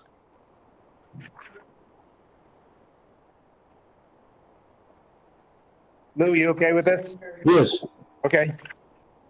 Michael, Yes. Tom, Yes. Virginia, yes, 8-0. Okay. We are done consent. Now down to in progress work. Oh, that's me. Wake up, Dave. I was gonna say, I fell asleep for a second there. Did not send me anything to present. It's on the board docs. Okay. So if you go back to that. Go up, no, up, right there. That's the one. Got it. Okay. Again, I always say this, I'm gonna try to not read it too much. I'll try to highlight some of the key things in this presentation.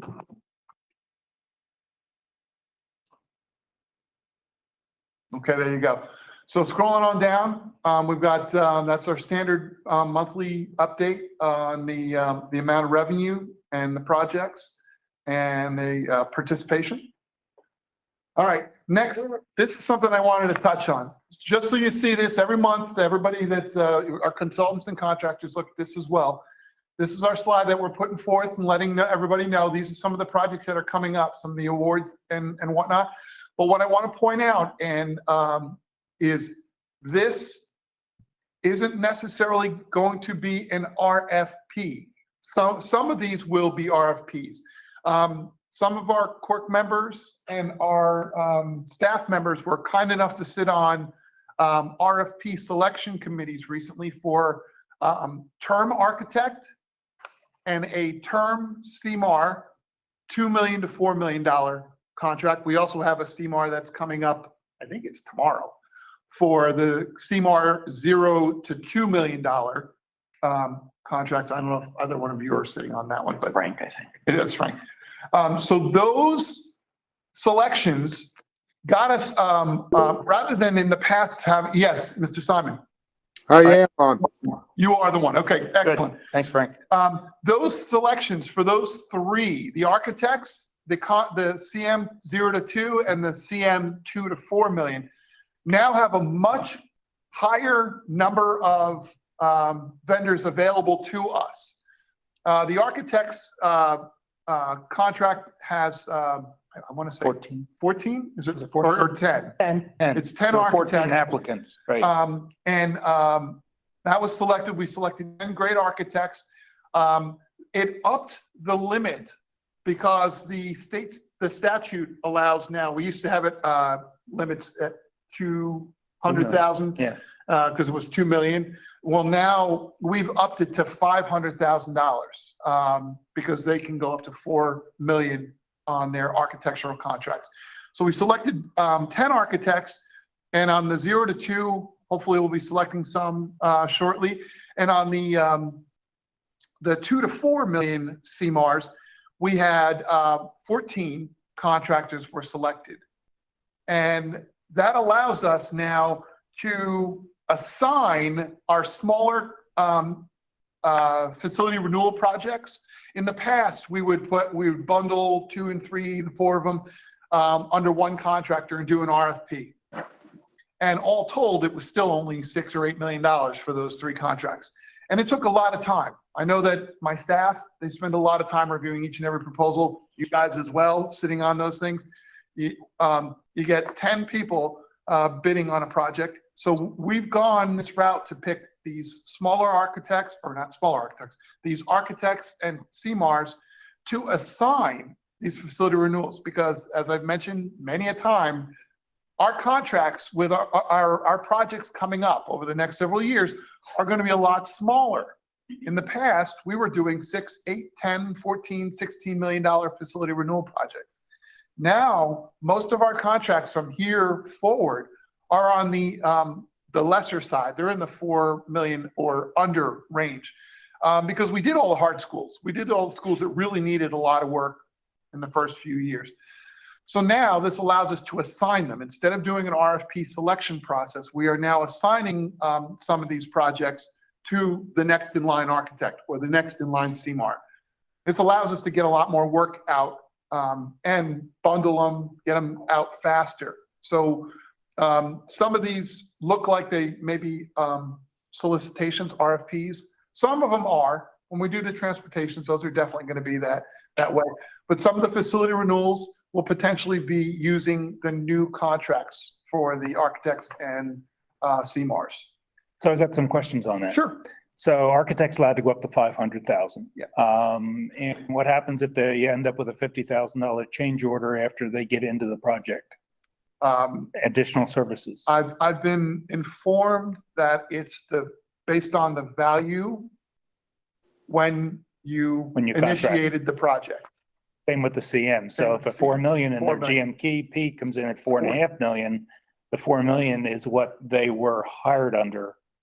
So And I think that's you're right, but if it was 4.5 million, we'd be revisiting things because it's intended to be 4 million, and we expect that if it came in at, we estimated at 3.7 and it came in at 4.05 or 4.1, we'd say, yep, 3.7 was our initial value, our estimated value. If we estimated 3.7 and it came at 6, no, we're not doing that. Well, I don't know what the state statute might have to say about that. According to our purchasing department, we feel comfortable with that, the estimate when we assign the job. As long as we do a fair, appropriate estimate, we know it should be that. I think maybe while you were away, I had a brief conversation with Joe Sanchez after sitting on the architectural selection committee.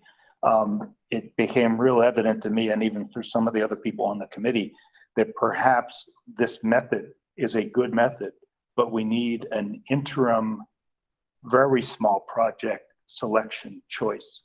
For instance, Dorothy was mentioning even at the meeting, you know, if she's got $5,000 job to go out for a couple classroom renovations, you know, even some of the bigger firms that were on this, no. But it's also then not giving the really small firm, the 2 or 3 person operation, an opportunity to grow and become part of the district kind of team. So perhaps the things that mostly Dorothy and small projects handles could be another selection process a year from now when these contracts come up, so that we're not, you know. Interesting. And so then we go from 0 to whatever you guys determine. And, you know, Dorothy's history of all the small projects would tell you what little niche dollar area should there be for architects and for CMs to be able to really then start focusing on the much smaller contractor and the much smaller architectural firm. Okay. Well, I know, and we've seen from other districts doing, like with contractors doing micro programs. And it's certainly something that our diversity office and we've been focusing on that and working through some of the requirements, the necessities to get there. It certainly could, especially for the CM or for the smaller micro programs. Well, and the architect, we're not dealing with that yet, but like you're doing the one for the CM is 0 to 2 million. That's already pretty much your smaller range. But we don't have anything set up like that for architects. Because we also have a 300 or under general contractor thing as well. For those are the ones that Dorothy would be using. And the challenge, I think we're out now. I think we're out now for an RFP to supplement, or actually maybe It's on this month. Board, we supplemented it with 6 more contractors to try to get more people involved. And because sadly, Dorothy's hair is going to get grayer because it's, you know, she's got a lot of work coming up. A little bit more stretched So we out. need more contractors for that small stuff. But yes, your point well taken on the architects, that maybe the architects need to be looked at next year for. Well, I just smaller think this is a great concept where we don't have to do an RFP for every entire project, and we've already handpicked the ones that we want to use. And then it becomes staff's job to say, okay, no, this job is better suited to that person. Will they want to handle it? So. Well, that last point you made, that was going to be my question. Dangerous, yeah. You have a list. Yeah. How firm is your rule that you take the next one in line? Well, it's got to be that way. No, that they That's need not the way to. it's been set up. I know, but, and what happens when all 14 of the CMRs reject it? We only have 10. Or There's 10. Yeah. only 10 CMRs? Okay. Reject it. They say, I'm too busy. Oh, well, that's not going to happen, but Not for all 10 of them. I think you need to be able to pick and choose you want within reason on the list. And so you equitably distribute the work eventually, but just because the guy's name of his company starts with A and the next one is a C and so on. My point here is if you have a job out in the Glades, why hire a Miami-Dade CM to do the job? You need to hire the CM that's got an office in the Glades, I think. So I don't think you need to have that. I don't want to speak out of turn. I know that the construction purchasing would be better served to answer that for me. I don't know if Mark is on. Well, then let him come back at the next meeting telling us how the program is intended to work, as to whether it's who's up next, take it or leave it, who's up next, take it or leave it, until you get to somebody that says, take it. All right, that will be a list until there's a reason not to. If one of your CMs specializes in little renovations or I don't know, something, or kitchen work. So you got a guy that does kitchen work great, then you want that CM to do the job rather than somebody that's never done a kitchen before. And interestingly, the 0 to 2 CM, the one that's going to be selected tomorrow, doesn't even have 10. I think it's only got 6 hints. So it's going to be more focused. Yeah.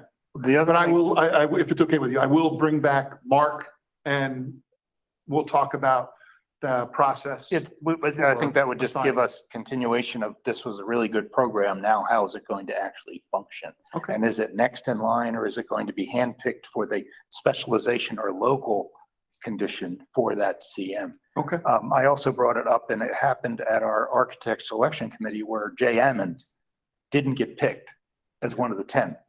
And so technically, I guess he's not able to be picked as a major roofing or water intrusion consultant because he's not one of the 10.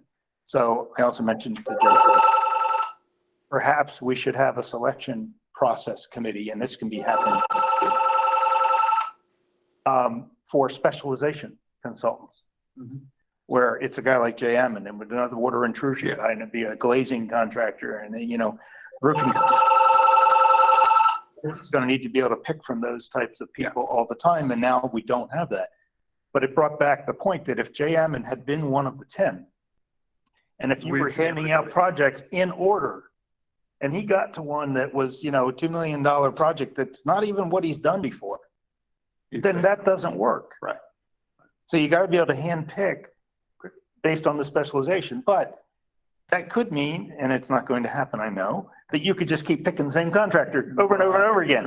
Right. So that's why the process needs to be equitable, but you need to have some ability to channel the contracts. Well, if it's okay with you, this might be a great opportunity. Next month might be your last opportunity to have chats with Mark Boone as the his swan song meeting. So we'll give him that one shot to come back in and give that explanation as well. Introduce Barbara as the manager that'll be taking over in his retirement. Barbara Myers? Yeah. Oh, yeah. all right. She will be the new manager. Yeah, fine. She was the one who ran the architectural meeting, right? All right, next, like I said, I wanted to touch on that because I wanted to make sure that it was understood. We're not coming up on the time. No, we're good. We got 45 minutes. This is the same stuff you guys have seen. Next month, we've got Grove Park, knock on wood. Oh, I'm sorry, Frank, Mr. Simon, you had your hand up before. Did you have a comment or? Yeah, I'm on the committee tomorrow, and I was very disappointed. There were 6 this is for a small CM. There are only 6 submittals, one of which isn't even close. 2 or 3 others aren't from Palm Beach and have done almost nothing in Palm Beach. I think it has to be looked at why the response was so poor, and I'm not even sure it should go forward. As far as the other issue about 10 people being picked, the actual RFP says only 10 will be chosen. Right. That's part of the RFP. Yeah. But I think tomorrow, I'm not happy. I'll see what happens at the meeting, but I think it's got to be looked over a little more thoroughly.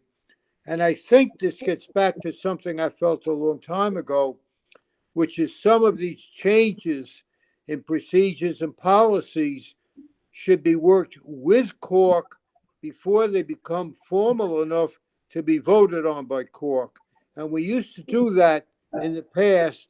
We actually cleaned up the whole selection process many years ago, and yet have not been involved lately. Good. Okay. I think one of the reasons may be that all the other contractors are so busy with private work that they're just saying, I don't want to deal with public work until I have to, because it's not fun. Simply because of the bureaucratic process. Are you saying that I'm not fun? I didn't say you. I try to make it fun. Are you the bureaucratic process? You try to make it better, but it still is what it is. Yeah, you're probably. I mean, I think you're right on the small. David, I'm sorry, I have to leave. Okay, Frank. Okay, Frank. The small projects, the 0 to 2 million, which is what we're doing tomorrow.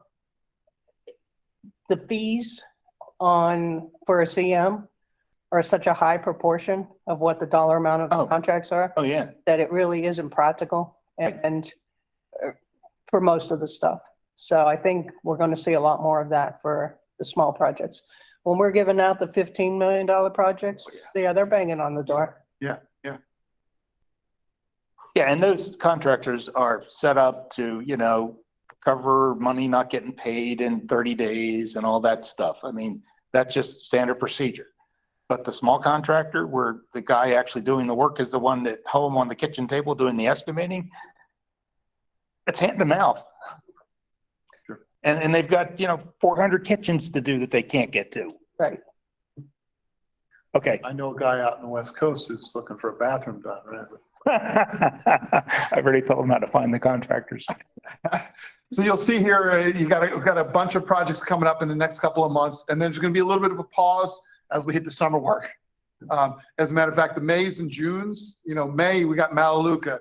We're going to try to push that into April, but if not, May, Grove Park, you'll see is a phase one. We're getting the site work out in April so we can get started, because Grove Park and Malaluka both need to be done by next June, right?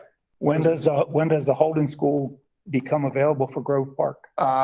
It'll be done this summer. So they start next school year at the Holden School? Yes. Yeah. Oh, they do? That Holding School is basically on the verge of being underway right now, so that it'll be ready by this summer. So come September, demolition starts on the project right across from my office. No, come June 15th, June. Oh, right, because it'll be vacant. 30th. Oh, wow. Okay. Demolition will be starting at Okay. your school across from your Good. office. All right. Because they have to knock it down and build a whole new school and have it up by June of next year. Wow. So that's why it's a tough, and I say June because we usually have try to have it CO'd by June so we can load it. Right. Load it, get everything cleaned up and pretty. Who was the CM selected for that? Was that Thornton? Thornton is Yeah, that's what I Grove thought. Park. I was on Yeah. that one too. That's right. Okay. And you'll see that Malaluka is in May. We're going to try to squeeze both of them. Grove Park is a phase one, phase two, just because we can get the site work going and still have them be able to start come June 1st. And then the rest of them are facility renewals, a couple of core expansions in there. Go ahead, next one. Development. We've got Column A is helping us with master planning for our transportations, as well the Roosevelt. And in fact, Roosevelt, we have a community meeting scheduled for tomorrow, where we're getting additional feedback. In addition, Roosevelt, we're putting this RFP out on the street as soon as this is over, as soon as tomorrow's meeting is over.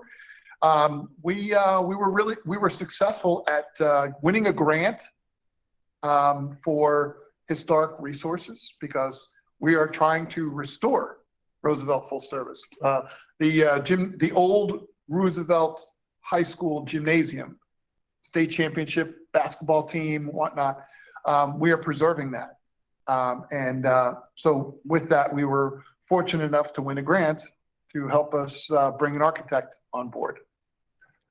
So that was for Column A to do the master plan. That's Column A is doing the master plan in order for us to get a plan together as to Roosevelt's a complex plan where we've got a little piece that we're going to do, and we're also working with the community to see if community partners want to help support building out that site with more community-based programs, not necessarily strictly academics. Right. So has the architect been chosen, or that's the RFP that'll go out? The RFP will go out and we'll choose that at that time. Okay. Presuming it's going to have some historic significance. So some of those historical significant architects will want to be involved. And we got Castaldi's requiring, or we want to keep all the buildings, some of the buildings? Yeah. Yes. We'll see. Okay. We'll see.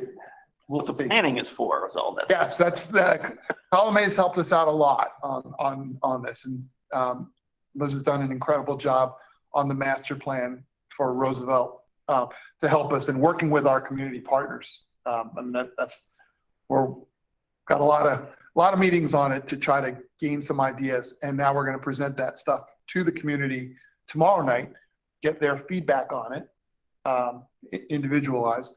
And we'll see where that takes us. But we are definitely building an academic program there.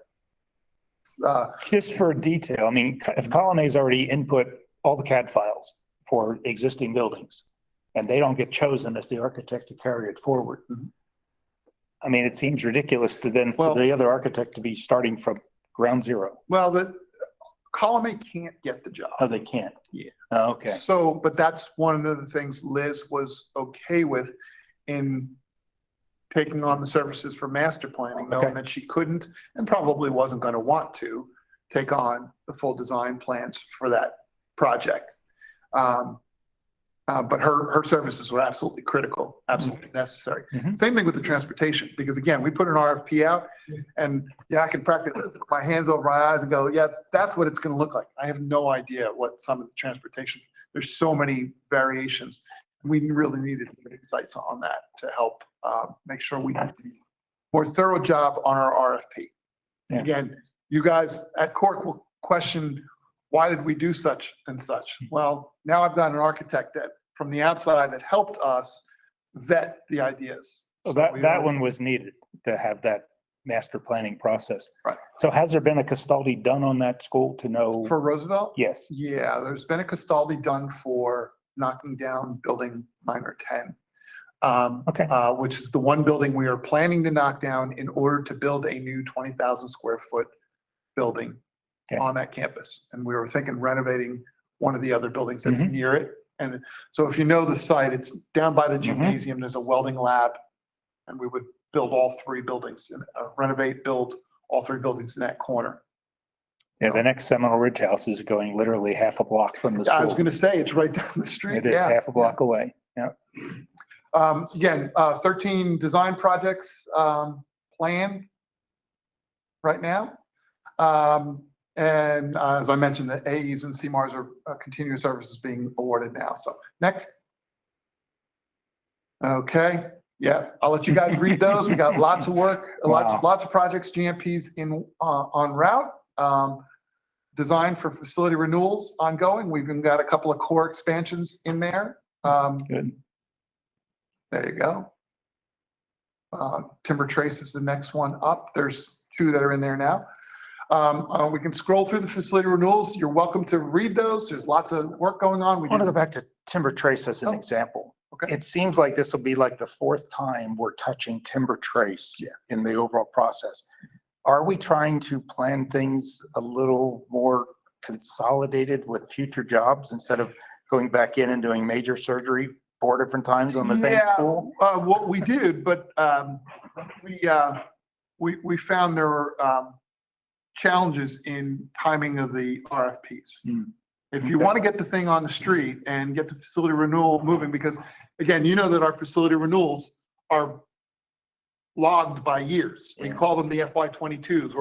We're in the GMP for the 22s, we're in the design for the 23s, and we're doing the selections for the 24s. So if we want to keep them moving, you kind of have to keep them moving. We didn't really even know what we were doing on the core expansions. Those were actually projects that sadly Terry Kelly had been championing, and they kind of fell by the wayside, and we're picking them back up and reinstituting them. Probably could have done so. The one that was most important was Citrus Cove, and we did get that one done. That was in most in need. When we might have to do another Timber Trace like that, it would be nice if we had a policy that allowed us to continue on with the same architect and engineering team. I mean, I don't think it's a policy, because what I've understood, and I don't want to speak out of turn from what construction purchasing tells me, but when you do an RFP and it's very clear you're doing facility renewal for this type of scope, that's it. You can't go, oh, and now we want to do an addition on the building. No, I'm not saying that. I'm Add just saying, modular classrooms. no, I'm to saying it. that, I mean, it was, Gillamay? No. Who's the architect on Timber Trace? Okay, it starts with a G. Anyway. Gutierrez. Yes, Gutierrez. So he got the first one. Then fortunately, he was picked for the second one, but he didn't have to be picked for the second one. Yeah, that was. And I'm thinking to myself, wait a minute, he's already got the CAD files already for everything in the entire complex. Same with plumbing and electrical and mechanical, then going on to do the core expansion, you need that same basic information. It's a waste of our time and efforts and mistakes to choose a whole different architect that's got to start from scratch on the same property. And in that respect, that may well dovetail into what you guys just asked about, which was how are we selecting these guys? Handpicking the ones and Yes. saying, yeah, but this guy just finished that project. Now we in can our do school. Now that we can- because it doesn't have to go to a complete RFP. But that's where purchasing has to come back at our next meeting and tell us, Because again, here's how the plan will work. that's why I don't want to go out on a limb and tell you what we can and can't do, because I know construction purchasing's made it clear. I guess one of my favorite phrases, and Holly loves this one, cardinal change. Cardinal change. What does that mean? Who knows? Yeah, exactly. But it's a cardinal change to the contract, and the contract was defined by the RFP. Yep. Okay. All right. Sorry. Okay, scrolling on down. Okay, some pictures, a couple of them. We were short, we were light this month. On photos, not light on work, just light on photos. Okay, going on. All right, our new schools. Again, Triple O High School, not slated for completion until next summer, not this coming summer, but next summer. Well underway. Want to scroll down the picture because that's really, everybody wants to see the pictures. Okay, moving along. Yeah, that's one of the best ones right Wow. there. Where's that located again? This is just at the top of the picture is Woodlands Middle School. See the thing up on the top? What road intersection? 441. Lions. Yeah, Lions Road. Lions Road and what cross street? 441. Lake Worth Road. Lakeworth. Lakeworth. Yeah, Okay. Lakeworth. Okay. And yes, it was an oversight on my part from coming back in spring break. Yes, it is no longer referred to as the Boca Raton Area Elementary School. It is now Blue Lake Elementary School. Right. So There's the Blue Lake. there's your Blue Lake. But you can see that they're well on their way. Oh, yeah. Well, this opens This opens this in summer. June. Yeah. Yeah, that's the thing. We got to be done in June on this one. And Angel is quite busy. Angel has both this one and Triple O. Triple O. Oh my Yeah. God. So he's got a lot of work. Okay, this next slide is just kind of, you're missing the title on it, but it's Delray Full Service. Yeah, there it is. We're building on this facility, we're building a 20,000 square foot building. Mhm. It's not unlike the scope that we're talking about at Roosevelt Full Service. Somewhat similar. Adult ed, potentially 11th and 12th grade programs. So the building on the left is the footings being poured there. And the building on the right is the gymnasium. We are renovating the gymnasium there. Again, the similarities between Delray Full Service and Roosevelt Full Service are striking. Yeah. Virginia. Yes, ma'am. I just wanted to comment that the Boundaries Committee has sent its recommendation to the superintendent, and we met with the school board, was it 2 weeks ago? And it was approved on first reading, the new attendance boundaries, and will be up for second reading and approval. Okay. For Blue Lake. That's for Blue Lake. Yeah. Yep. For Blue Lake, yes. Okay, thanks. All right, and as I mentioned, Citrus Cove core expansion is now complete and operational. Good. And then one of the other projects I never really tell you about, it's not really a facility renewal, but it really was a facility renewal. West Tech has been under construction for the last year with state construction. Basically redoing a lot of the same things we did at all the other facility renewals. The alternative to this school was we could knock it down, and for $10 million was on the referendum. Well, it's a 90,000 square foot campus. We would have gotten like maybe 20,000 square feet if we would have knocked this down and built a new building. Well, obviously they like and they use the space. So what we did was we reevaluated and determined it's better for us to keep the existing buildings and just renovate everything. New air conditioning, new restrooms, new flooring, the whole system-wide. And so that's coming to completion now.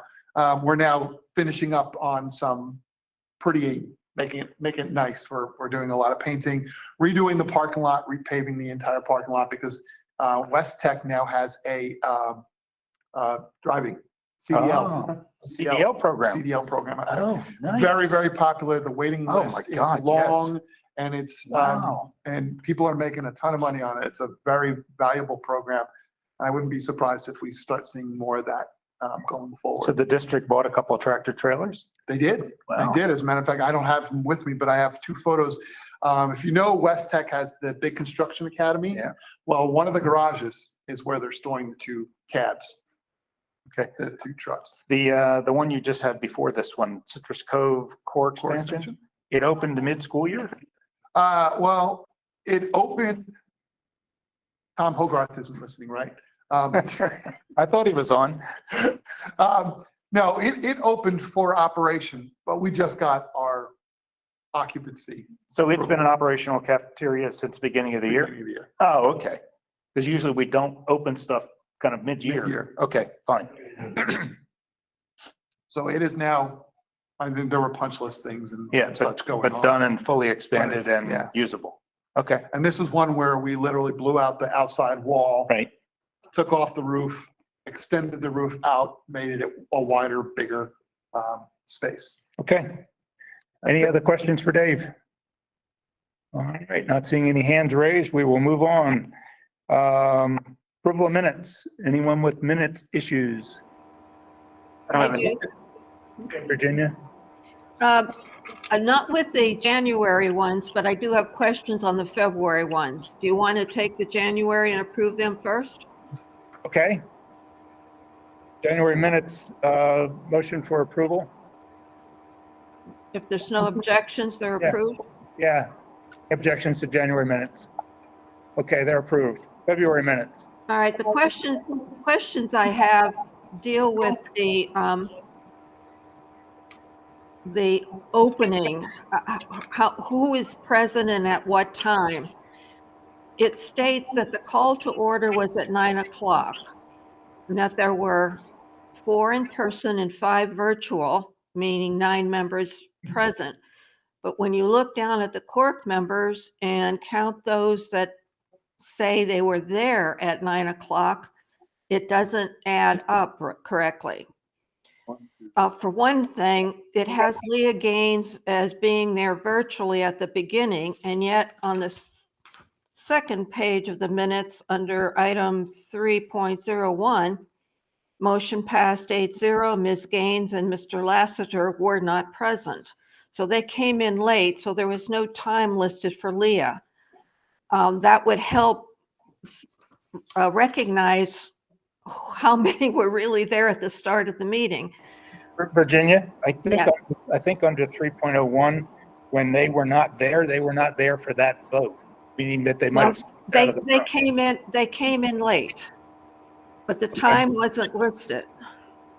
And it doesn't make sense because Ms. Gaines says virtual, but it doesn't say anytime at all. Right. Mr. Lassiter was virtual, but says he arrived at 10:30, so. Right. So I believe Leah came in a little late too, but then she was there for the rest of the meeting. So my point is not to list the call to order at 9 if we're still waiting for people to show up. And if they showed up a little later, then the call to order would come at that particular time. So it might be hard to go back and fix all that, but the January one was accurate, but this one was very confusing. And I think the problem is that we are required to have 7. So we had 7 at 9 o'clock. Right, that's why I called it to order. Right, but if you add up the people that you listed as being there, that doesn't make sense. That's what I'm saying. Right, if you add Leah into that, you get 7. Right. But you're right, because then it doesn't make sense as to, well, maybe she was there on time and she just stepped out of the room for the vote. I don't know. Well, then she should be listed as not voting because you're supposed to vote. Anyway, it's very, very confusing, and I know people come in and out at different times. So I appreciate the difficulty of doing that, but I really would like to see that accurate there at the top. Because there were not 9 members when the meeting was called to order. I'll pull the tape and see if I can get the exact times for you. Okay, all right, Susan, you do a great job, and I know it's difficult because of us popping in and out like that. The other issue I had on these minutes is that under Chair's Report Reporter, it lists exactly what was under the January one. His presentation on the Oh, yeah. humanity, Yep. homes for humanity. You know what I'm trying to say. I don't think you gave the same presentation at both meetings. No, I sure didn't. Okay, But with just those comments, We'll correct that. yeah, let's bring the February minutes back corrected for next month. We'll do. We'll do. Okay, I will resubmit for the next one. John? Notwithstanding Virginia's comments, I thought the format and the information there, we talked about it last month. I thought this is very well done. This is what we want, I think, in the level of detail anyway. Yeah, I think so too. I think It was very good. this didn't get overboard and yet it Yeah. wasn't just approved, disapproved. Right. I think I it's very agree, I agree. So I think what you're hearing, Dorothy, is that this is the format to continue marching forward with. She's gonna write a note to Jim. Jim Kennard, remind him. What happened? Yeah, I'll probably be talking to him this week, so I'll tell him we're going to continue. Okay, nothing else for minutes by anyone? Lou Doctor, you got your hand up. You're muted, Lou. You're muted. You're muted. Is January an exception or is this a rule for future meetings? What do you mean January? We had the January minutes had errors in them from No, I last. don't mean that. I mean Monday. Having the meeting on Monday rather than Thursday. Oh, yeah, Oh. exception. This is the exception. Exception, So this is an exception, not a rule. yes. Okay, a comment on attendance. What I try and do is list the attendance when we start the meeting. It's almost impossible to adjust it during the meeting because people come and go, add and subtract. So I don't make any attempt to do that. I just try and list who's there when the meeting starts and then the vote result on each item. Right, and in your report, you're not listing individual people like we do for the minutes. You're listing quantity, That's right. right? Ken Lassiter, you got your hand up. he's muted. You're muted. You're Ken. muted, Ken. Can't hear you. Okay, I There you go. understand from Robert's Rules of Order that if you have a quorum at the beginning, and that counts the whole meeting, if people get up and leave, back and forth change.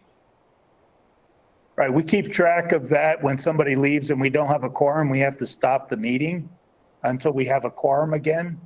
So we're mindful of that as the meetings go along. Fortunately, we've, like we had a couple of people leave the meeting today, but we still have a quorum. Okay? Okay, All right, thanks, Ken. All right, anything anyone wants specifically for the next agenda? I think the only thing we talked about is bringing purchasing back to tell us how the official plan will work to pick architects and contractors under the new pre-selection process. And just clarify the date. The meeting date? Yes, Okay, I can do that. The next court meeting is going to be April 14th. Yeah. Because the board meeting is on the 20th of April. okay. Or Everybody get that? April 14th, the next CORC meeting. all right, thank you. That's a Thursday. Okay. Anything by anyone else? All right, thank you all. We are adjourned.